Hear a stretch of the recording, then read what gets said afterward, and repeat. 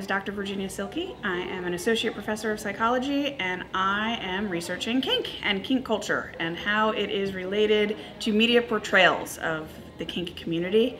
We look at whether or not kink culture is considered normalized or pathologized in media portrayals of kink, and ideally to eventually figure out a more legitimate, more authentic way of getting media to portray individuals who are involved in the kink community.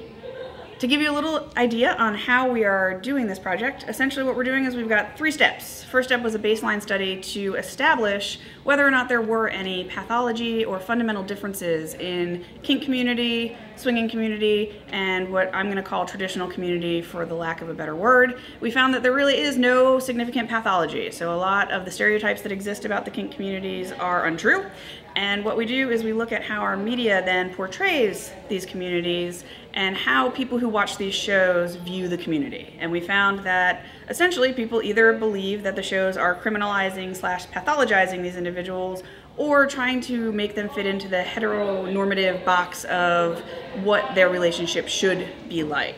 And we decided that that was completely unacceptable, and we decided to take it a step further and look at the impact that education about kink communities has on people's response to these shows. And so we did a really brief educational introduction to what kink is, how it's portrayed in the media, and how that's different from the reality, and then had students and other people watch these shows and then report their feelings of the characters. And we found that it did have some impact, that it did make a difference on whether or not they thought it was an acceptable behavior, and they tended not to pathologize these individuals. However, ultimately our goal is to figure out a way to make sure that we have characters and role models essentially for the kink culture that are on television and in commercials and visible, that are essentially more legitimate, more authentic representations of the community, so that we can get rid of some of those misconceptions.